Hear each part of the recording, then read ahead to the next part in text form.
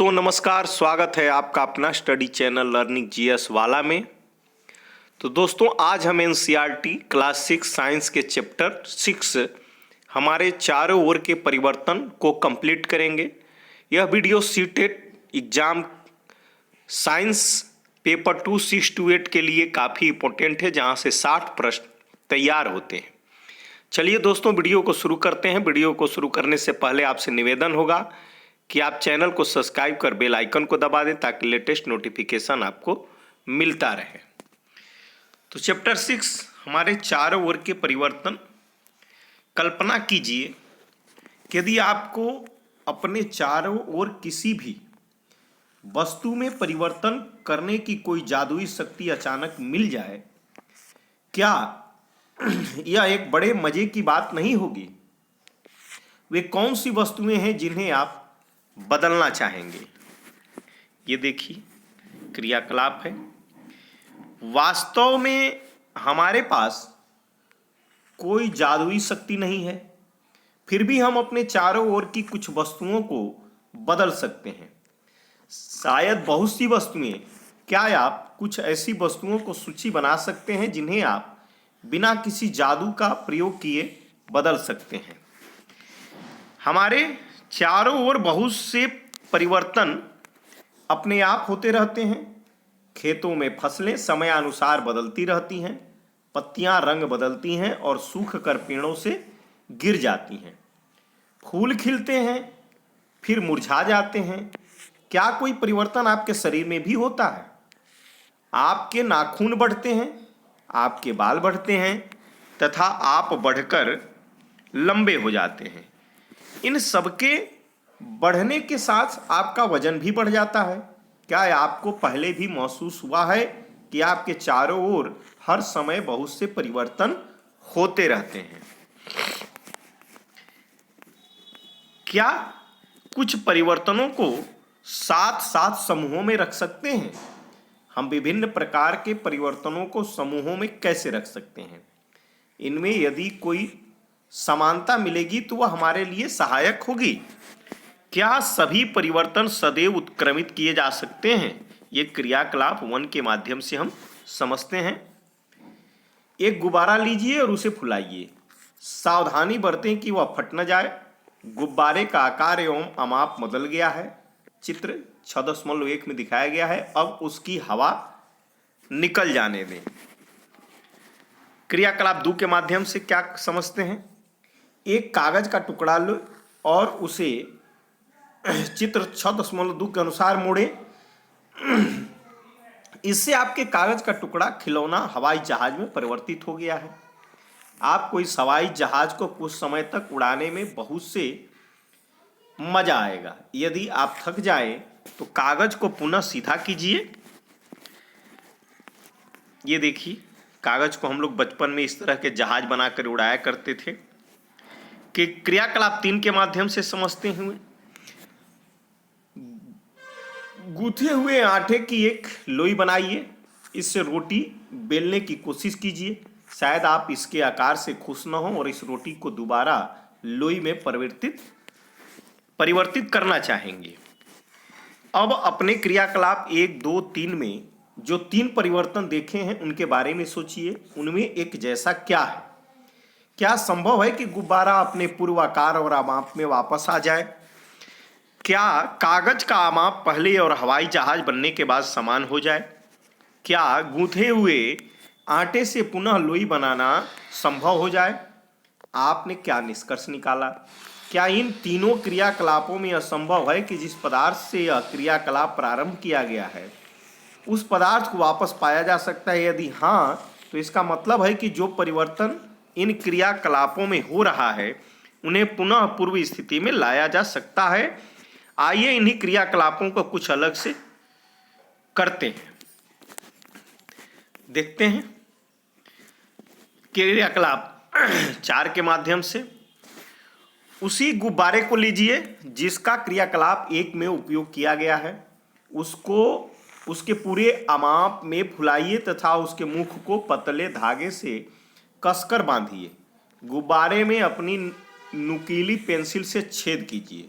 वो गुब्बारा फट गया। क्रियाकलाप 5 के माध्यम से समझते हैं। अब वही कागज का टुकड़ा लीजिए जिसे क्रियाकलाप 2 में आपने प्रयोग किया है। उसके ऊपर एक हवाई जहाज का रेखाचित्र बनाइए तथा उसे बाहरी रेखा के साथ साथ काटिए। ये देखिए।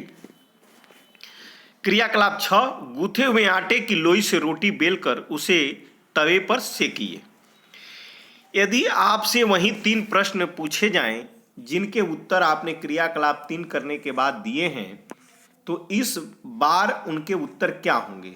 हम देखते हैं कि जो परिवर्तन क्रियाकलाप 4, 5 व 6 में हुए हैं उनको वापस नहीं किया जा सकता है। आप पेंसिल और रबड़ का उपयोग करते हैं, इनके बार बार उपयोग करने से इनके आकार व माप में परिवर्तन हो जाता है। क्या इस परिवर्तन को उलट सकते हैं? आपने कुम्हार को अपने चाक पर काम करते जरूर देखा होगा। वह मिट्टी के ढेर को बर्तनों में बदल देता है। क्या वह परिवर्तन उत्क्रमित किया जा सकता है? वह यह मिट्टी के बर्तन को भट्ठी में सेकता है। क्या अब इस परिवर्तन को उत्क्रमित किया जा सकता है? सारणी 6.1 में कुछ सामान्य परिवर्तन दिए गए हैं। आपके विचार में इनमें से किन परिवर्तनों को उत्क्रमित किया जा सकता है? हमने देखा कि परिवर्तनों के वर्गीकरण का एक तरीका है यह देखा जाए कि क्या उन्हें उत्क्रमित किया जा सकता है।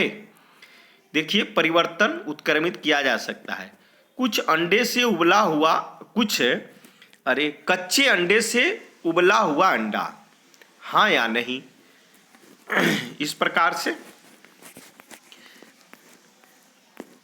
क्या परिवर्तन करने के अन्य तरीके हो सकते हैं?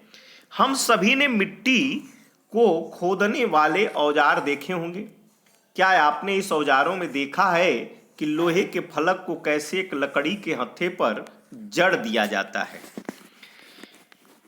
इन औजारों में लोहे के फलक में एक वलय होता है जिसमें लकड़ी के हत्थे को फंसा दिया जाता है। साधारणतया इस वलय का आमाप लकड़ी के हत्थे के घेरे से थोड़ा छोटा होता है। हत्थे को वलय में फंसाने के लिए वलय को गर्म करते हैं जिससे उसका आकार बड़ा हो जाता है, यानी कि फैल जाता है। अब हत्था आसानी से इसमें जड़ दिया जाता है। जब वलय ठंडा होता है तो सिकुड़ जाता है जिससे वह हत्थे पर कस जाता है। इसी प्रकार के परिवर्तन का उपयोग बैलगाड़ी के लकड़ी के पहिए पर लोहे के रिम को कसने के लिए भी किया जाता है, जैसा कि चित्र 6.7 में दर्शाया गया है। धातु के रिम को लकड़ी के पहिए के घेरे से थोड़ा सा छोटा बताते हैं। गर्म करने पर रिम पहिए पर, ये देखिए, ये गर्म करके रिम को लगाया जाता है, चढ़ जाता है। अब पहिए के किनारे के ऊपर ठंडा पानी डालते हैं जिसमें रिम ठंडा हो जाता है तथा पहिए के ऊपर कस जाता है। जब हम जल को बर्तन में गर्म करते हैं तो कुछ समय के बाद वह उबलना शुरू हो जाता है। अगर हम इसे लगातार गर्म करते रहें तो जल की मात्रा बर्तन में घटनी शुरू हो जाती है। जल वाष्प में परिवर्तित हो रहा है। अध्याय 5 के क्रियाकलाप 7 में आपने देखा कि जल वाष्प ठंडा करने पर द्रव जल में परिवर्तित हो जाता है।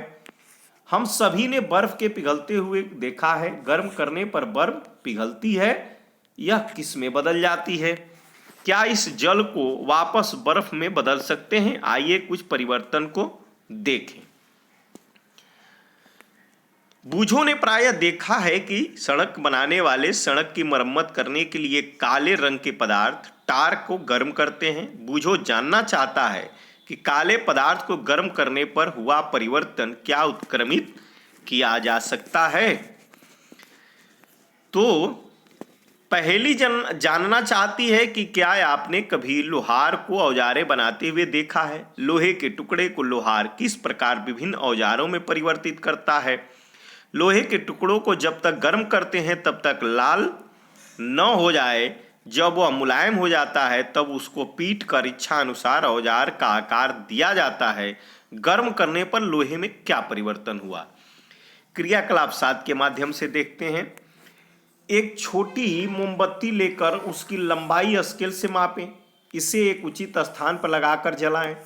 कुछ समय तक इसे जलने दें, मोमबत्ती को बुझा दें तथा पुनः उसकी लंबाई को मापें। क्या मोमबत्ती की लंबाई में परिवर्तन को उत्क्रमित किया जा सकता है? यदि हम कुछ मोम बर्तन में लें और गर्म करें तो क्या इस परिवर्तन को उत्क्रमित किया जा सकता है? क्रियाकलाप 7 को धूप बत्ती से दोहराएं जब तक यह पूरी तरह से जले प्रतीक्षा करें। धूप बत्ती में क्या परिवर्तन दिखाई दिए? धूप बत्ती जलने पर कुछ नए पदार्थ बनती है। ये कुछ राख तथा गैस के रूप में है। हम इन गैसों को देख तो नहीं सकते, परंतु उनकी मनभावन सुगंध के कारण उन्हें महसूस कर सकते हैं। क्या इस परिवर्तन को उत्क्रमित किया जा सकता है? इसी प्रकार माचिस की तिल्ली में क्या परिवर्तन हुए जिसे मोमबत्ती को जलाने में उपयोग किया था? अभी तक हमने परिवर्तनों को नियत वस्तुओं या इनके पदार्थ पर देखा है। जब दो पदार्थ एक मिश्रण के रूप में हों तब होने वाले परिवर्तन किस प्रकार के होंगे? अध्याय 4 में हमने नमक को जल में घोला था। क्या आपके अनुसार उस समय जल या नमक में कोई परिवर्तन हुआ था? क्या इस परिवर्तन को उत्क्रमित करना संभव है? अध्याय 5 के क्रियाकलाप में हमने नमक के विलयन को गर्म करके नमक प्राप्त किया था। इस प्रकार क्या हम यह कह सकते हैं कि नमक को पानी में घोलने से हुए परिवर्तन को उत्क्रमित किया जा सकता है? पहेली ने पूछा कि क्या आपने दही को जमते हुए देखा है? गुनगुने गर्म दूध में दही को थोड़ी सी मात्रा मिलाई जाती है। दूध को हिलाकर कुछ घंटों के लिए एक गर्म स्थान पर आराम से रख देते हैं। कुछ ही घंटों में दूध दही में परिवर्तित हो जाता है। क्या इस परिवर्तन को उत्क्रमित किया जा सकता है? हमने देखा है कि पदार्थों को गर्म करके या किसी अन्य पदार्थ के साथ मिश्रित करके उसमें कुछ परिवर्तन लाए जा सकते हैं। हमने यह भी देखा है कि कुछ परिवर्तन उत्क्रमित किए जा सकते हैं जबकि कुछ अन्य को उत्क्रमित नहीं किया जा सकता। हमारे चारों ओर की वस्तुओं को परिवर्तित करने की बहुत सी अन्य विधियां भी हो सकती हैं। यह संभव है कि इनमें से कुछ को उत्क्रमित किया जा सके। इस प्रकार हमारे चारों ओर के परिवर्तनों को दो वर्गों में वर्गीकृत किया जा सकता है। परिवर्तन जिन्हें उत्क्रमित किया जा सके तथा परिवर्तन जिन्हें उत्क्रमित न किया जा सके। अपनी उच्च कक्षाओं में इन परिवर्तनों को करने की विधियों के बारे में तथा इनको वर्गीकृत करने के बारे में आप विस्तार से अध्ययन करेंगे। तो दोस्तों आज का हमारा यह चैप्टर 6 समाप्त होता है। Thanks for watching my video दोस्तों।